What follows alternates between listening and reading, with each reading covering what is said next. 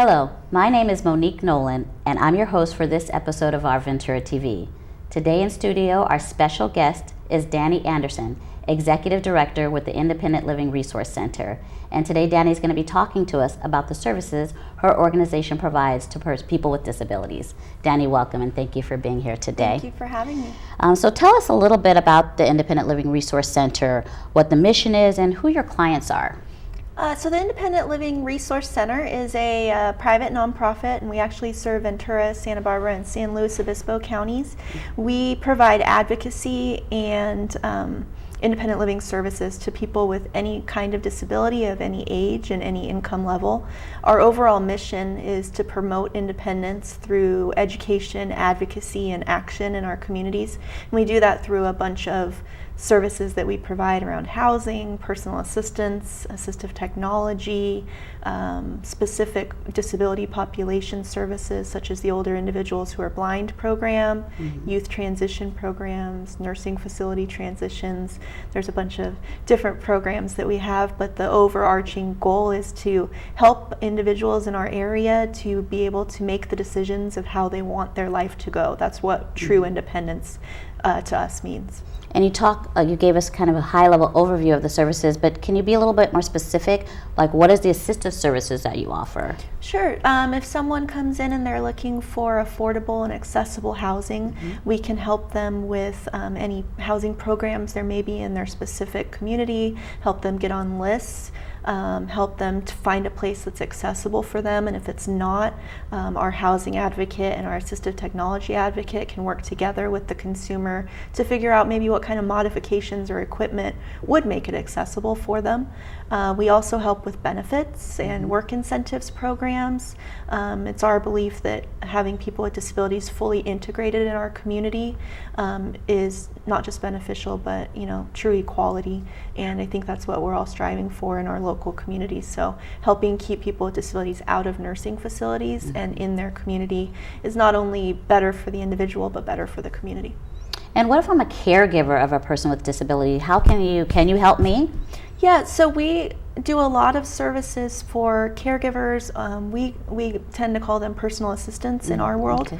And what we've noticed is a lot of times caregivers or personal assistants take on not only the emotional and the physical support, but they also become case managers for the people that they're helping, and it just becomes too much. So the way that we work is under what's called an independent living philosophy, meaning that our consumer, the individual with the disability, is part of the team in making sure that their goal happens, and we can kind of help to take on some of the load of the quote-unquote case management with the individual so that the caregiver can focus on really providing the physical and emotional care that they are really there for, and don't have to go too far in doing things that is going to put undue stress on them. I really like that team approach. And so you said you help with the caregivers.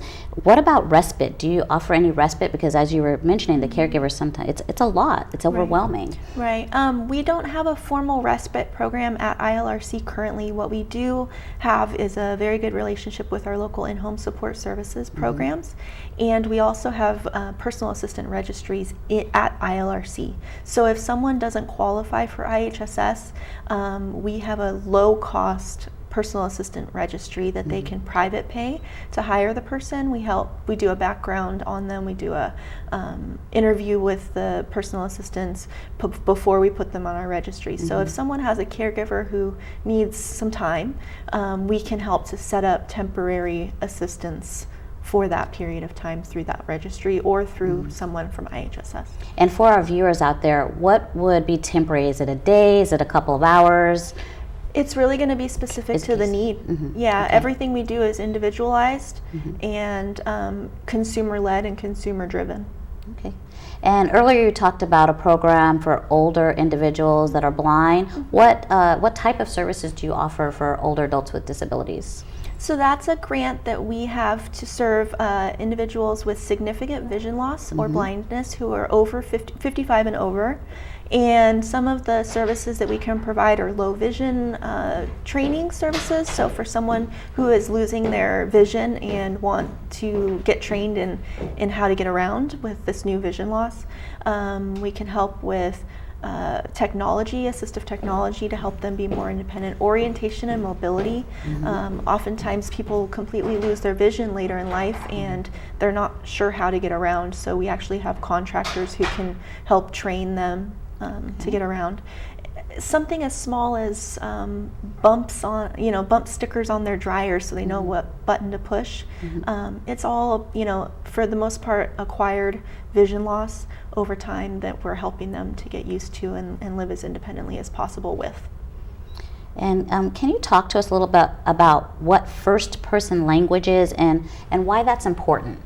First-person language basically means you're not calling us the disabled or, referring to us like we're a whole group of the disabled, putting people first.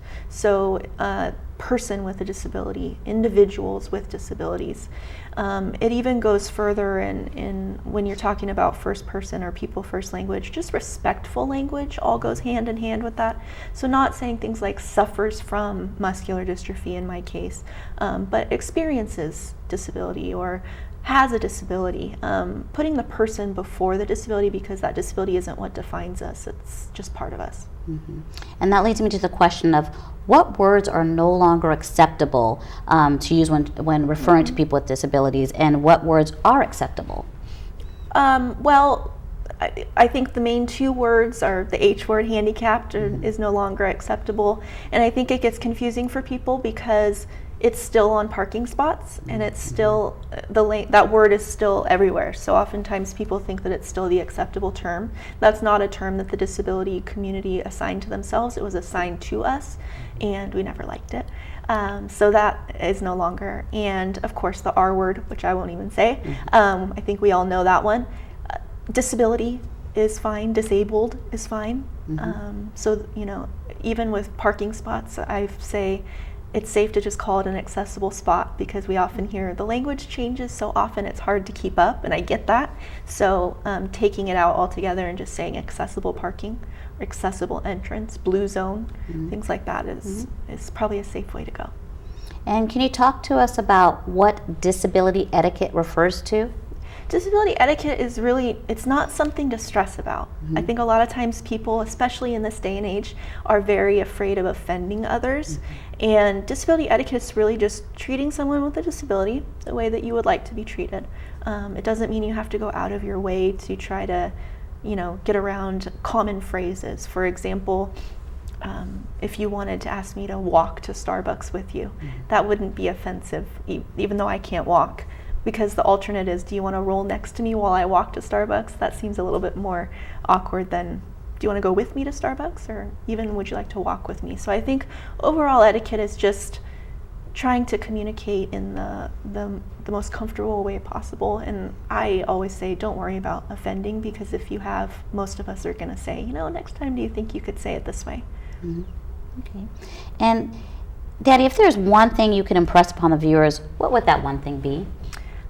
I think if you speak to my staff members, each of us is going to have a different one thing about ILRC. For me, it's just really the importance of integrating people with disabilities into the community, not seeing us as needy or less than, but communicating with us as equal residents of Ventura County and, peers. Alzheimer's is a prodigious topic nationwide in our county. Is this topic affecting the population that you serve? And if so, how is the ILRC Independent Living Resource Center addressing it?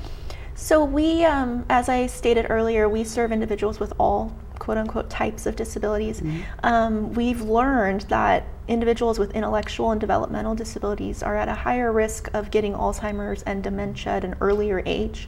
So we've actually been able to partner with the Ventura County Area Agency on Aging, and we'll be working on targeting people with intellectual and developmental disabilities in their 30s, 40s, 50s, and helping to get them supports that they need, including respite and independence skills, to get them connected to services. Oftentimes this population is taken care of by their parents who are aging, and there's not enough of a plan in place for when their parents move on. And so helping the local population that fits in that category to to have long-lasting support.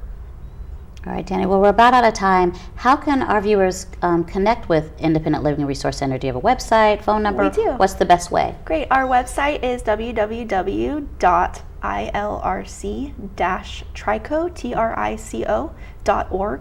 And our Ventura office phone number is 805-650-5993. And our bilingual information and referral specialist will always answer that phone. And you said bilingual. Is it Spanish, or what other languages do you offer? Spanish and English for our information and referrals specialists, and then all of our documents are available in large print, Braille, screen reader, viewable, electronic, and then we also have a deaf advocate who is fluent in sign. Very good. Well, Dani, you've given us a lot of information. I want to thank you so much for your time today. That's all the time we have left for today's show. I'd like to thank Dani again. My name is Monique Nowlin, and until next time, thank you for watching OurVentura TV.